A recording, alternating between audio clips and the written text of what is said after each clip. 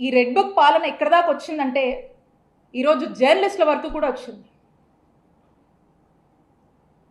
ఈ red book పాలన ఎవరికి కూడా అతీతం కాదు అని ఈరోజు ఒక పరాకాష్ఠకి చేరింది అని చెప్పడానికే ఈరోజు ఈ కేఎస్ఆర్ గారి అరెస్ట్ని మనం చూడొచ్చని తెలియజేస్తున్నాము. ఏడాది కాలం నుంచి మనం చూస్తూ ఉన్నాము.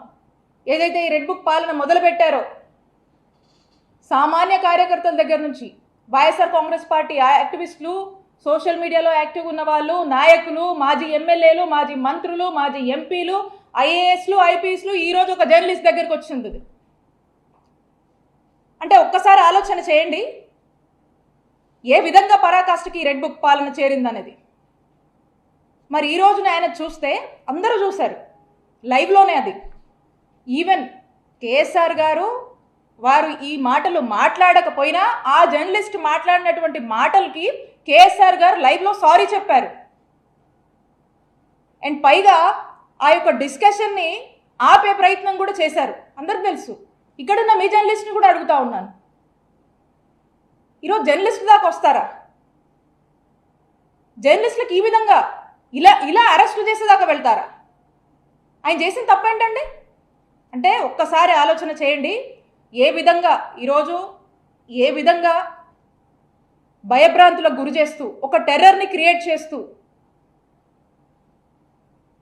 మనుషుల్ని ఒక టార్చర్ చేయడము, చంపేదాకా తీసుకెళ్లేటువంటి ప్రయత్నాలు ఈరోజు ఈ రెడ్ బుక్ పాలన చేస్తుంది కూటమి ప్రభుత్వం నాయకత్వంలో అని తెలియజేస్తున్నాం. అలానే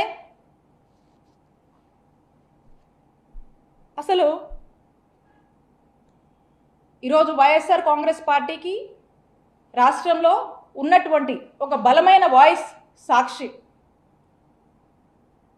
ఆ సాక్షి గొంతు నొక్కే ప్రయత్నం చేస్తుంది. ఆ సాక్షి గొంతు నొక్కే ప్రయత్నంలో భాగంగా ఈరోజు సాక్షి ఆఫీస్ మీద దాడులు చేస్తూ ఉన్నారు. ఎందుకు సాక్షి ఆఫీస్ మీద మీరు దాడి చేస్తూ ఉన్నారు? సంవత్సరంగా మీరు చేసినటువంటి అరాచకాలు ఈరోజు సాక్షి చూపిస్తున్నందుక? ఈ సంవత్సర కాలంలో ఎన్నికల ముందు మీరు ఏదైతే మేనిఫెస్టో చెప్పారో, మీరు ఏదైతే మాటలు చెప్పారో సూపర్ 6, సూపర్ 7 అని, మరి ఈ సంవత్సర కాలంలో ఈ సూపర్ 6, సూపర్ 7 సింగిల్ రన్స్ కూడా తీయలేదు. అట్టర్ ఫ్లాప్ అయింది ప్రజల్లో. మా సామాజిక వర్గమై మమ్ముల్నే తిడతారా? అది పాయింట్ ఇక్కడ. మా సామాజిక వర్గమై మమ్ముల్నే దూషిస్తారా, మమ్ముల్నే విమర్శిస్తారా, ఏ కొమ్మినేని అని కక్ష పెట్టాడు పాపం చంద్రబాబు నాయుడు గారు. ఆ కక్ష ఇవాళ తీర్చుకునేటటువంటి పరిస్థితికి దిగజారిపోయాడని మనం చేస్తున్నాం. ఎస్, నేను చెప్తానండి, అడుగుతానండి. ఇప్పుడు లైవ్ షోలో అనేకం జరుగుతున్నాయి. మీరు చూశారుగా, లైవ్ షోలో కొట్టుకున్నారు, లైవ్ షోలో బూతులు మాట్లాడుకున్నారు. ఎవరు వాళ్ళు? ఆ ఛానల్కి సంబంధించిన వారు కాదు. ఆ ఛానల్ ఇన్విటేషన్ మీద వచ్చిన వారు. వారు ఇష్టం వచ్చినటువంటి వారు అభిప్రాయం చెప్పారు, చెబుతారు కూడా. చెబితే ఆ ఛానల్ మీద అంటగట్టేస్తారా? ఇంతకుముందు అంటగట్టారా? నేను మనవి చేస్తున్నా, TV5, ABN వీళ్ళందరూ ఇవాళ మాట్లాడుతూ ఉన్నారు ఇష్టం వచ్చినట్టుగా.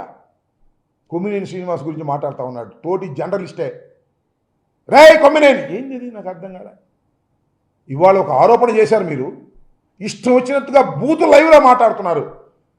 కుక్క బిస్కెట్లు వేస్తేనంట మాట్లాడుతున్నారంట. నువ్వే కుక్క బిస్కెట్లు తిని మాట్లాడుతున్నావు నువ్వు ఇవాళ? ఆ ABNలో, ఆ TV5లో మీరైతే మాట్లాడొచ్చు.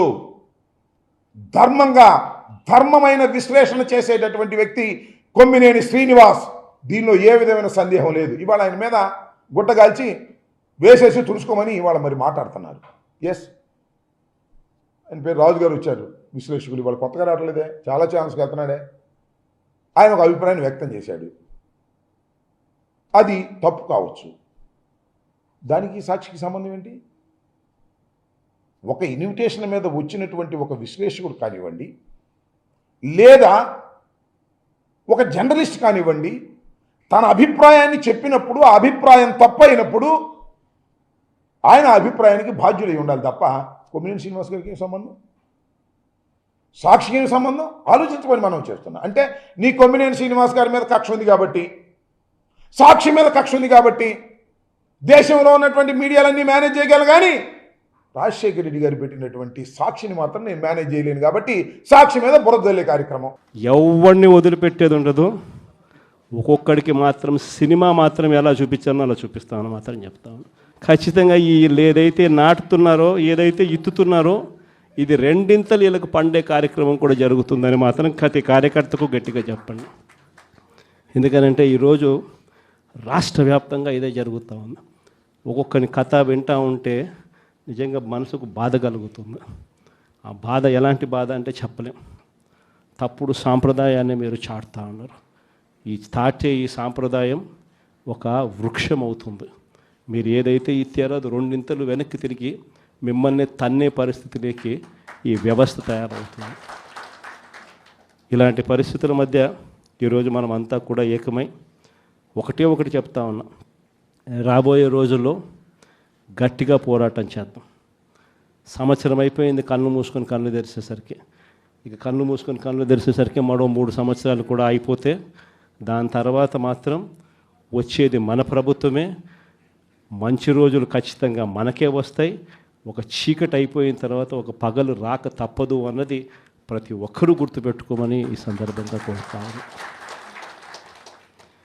ప్రతి అడుగులోనూ కూడా సంవత్సరం అయిపోయింది కాబట్టి ఇక రాబోయే రోజుల్లో ఇంకా ఉధృతంగా కూడా ఉద్యమాలు చేయాల్సిన పరిస్థితుల మధ్య మన పార్టీ ప్రయాణం సాగుతుంది.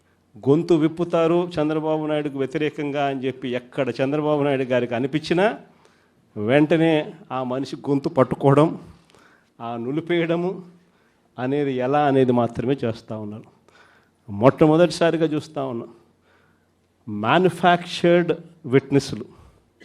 అంటే ఒక నేరంతో ఒక మనిషికి సంబంధం ఉండదు, కానీ ఏకంగా వీళ్ళకి సంబంధించిన ఒక వ్యక్తిని క్రియేట్ చేస్తున్నారు. ఆయన చేత ఆయనను అప్రూవర్ అంటున్నారు, ఆయన చేత ఇష్టం వచ్చిన మాటలు మాట్లాడిస్తున్నారు, ఒక మ్యానుఫ్యాక్చర్డ్ ఎవిడెన్స్ క్రియేట్ చేయిస్తున్నారు. ఆ మనిషితో ఈ మనిషి పేరు చెప్పిస్తున్నారు, ఈ మనిషిని ఇలా అరెస్ట్ చేస్తూ ఉన్నారు. ఇంతవరకు ఎప్పుడు హిస్టరీలో ఇటువంటి కార్యక్రమాలు ఎప్పుడు జరగల. ఒక తప్పుడు సాంప్రదాయానికి పెద్ద మనిషి చంద్రబాబు నాయుడు గారు ఈరోజు బీజం వేస్తూ ఉన్నాడు. ప్రతి నియోజకవర్గంలో కూడా పాత కేసులు ఏమేమి ఉన్నాయని చెప్పి తవ్వుతున్నారు. ఆయన పాత కేసులలో ఇప్పుడు మన ఎమ్మెల్యే క్యాండిడేట్లను ఎలా ఇరికించాలి అని చెప్పి, ఆ కేసుల్లో ఎలా ఇరికించాలి అని చెప్పి ఇప్పుడు చూస్తూ ఉన్నారు. ఏ తప్పు జరగకపోయినా కూడా యాక్టివ్గా ఎవడైనా కార్పొరేటర్ ఉన్నా, ఎవడైనా ఎంపీటీసీ ఉన్నా, ఎవడైనా జెడ్పీటీసీ ఉన్నా, లేకపోతే ఎవరైనా లీడర్ ఉన్నా సరే విజిలెన్స్లో ఎలా ఇరికించాలా, తప్పుడు కేసు ఎలా పెట్టించాలా అనే సంస్కృతితోనే ఈరోజు పాలన సాగుతూ ఉంది. నేను ఒకటి చెప్తా ఉన్నా. ఈరోజు కష్టంలో ఉన్న వైఎస్ఆర్సీపీ అన్నదమ్ములను నేను ఈరోజు చూస్తూ ఉన్నా. నేను మీ అందరికీ ఒకటే చెప్తా ఉన్నా. మీ అన్నగా, మీ తమ్ముడిగా, మీ బిడ్డగా ఒకటి చెప్తా ఉన్నా. నెక్స్ట్ వచ్చే జగన్ 2.0లో పరిస్థితి ఈ మాదిరిగా ఉండదు. ఈరోజు ప్రతి కార్యకర్త కష్టాన్ని చూస్తూ ఉన్నా కాబట్టి చెప్తాను. అసమర్థులు, పిరికి వాళ్ళు, సత్తా లేని వాళ్ళు మాత్రమే బూతులకు లేదా ఇలాంటి అసభ్యకరమైన వాటికి ఇష్యూస్ను డైవర్ట్ చేయడానికి, అసలు ఇష్యూస్ను అడ్రస్ చేయకుండా జడిసి పక్కకు పోవడానికి ఇచ్చేస్తారు తప్ప జగన్మోహన్ రెడ్డి గారు కానీ వైఎస్ఆర్సీపీ కానీ ఎప్పుడూ అలాంటి దుర్బలత్వంలో లేదు. స్ట్రెంగ్త్ నుంచి మాట్లాడతాం కాబట్టి చిల్లర విషయాలను వాటిని పెద్దవి చేసో లేదా ఎక్కడో పాసింగ్ దీనిలాగా వచ్చిన ఇలాంటి వ్యాఖ్యలను దానిలోనే భూతద్దంలో చూపో ఒక లేని ఇష్యూని క్రియేట్ చేసే ప్రయత్నం ఎప్పుడు మేము చేయలే. అది మాత్రమే చేయడం టీడీపీకి అలవాటు.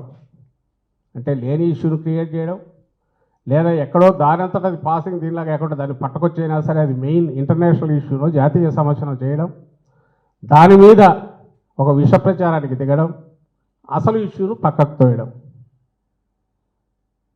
ఇది టీడీపీకి చంద్రబాబు నాయుడు గారికి అలవాటు. అదే మళ్ళీ చేశారు. మళ్ళీ ఒకసారి వెనక్కి వస్తే 6వ తేదీ ఉదయం జరిగితే 7వ తేదీ 12 నుంచి వాళ్ళు దుష్ప్రచారం మొదలు పెడితే 7వ తేదీ 3కో 3:30కో లోకేష్, ఎవరు ఇప్పుడు చంద్రబాబు నాయుడు గారి కుమారుడు, నెంబర్ 2నో మరి ఆయన 1.5 ఏదో ఎక్కడో నెక్స్ట్ వాళ్ళ ఫాదర్ దగ్గర రావడానికి కుర్రూ తొలుగుతున్న వ్యక్తిగా చెప్తుంటారు కదా ఆయన ట్వీట్ పెట్టాక అనుమానం వచ్చింది మా వాళ్ళందరికీ, వీడేదో ఒక ఆర్గనైజ్డ్గా పోతున్నట్టున్నారు, దీని మీద ఎక్కువ చేస్తారనుకొని.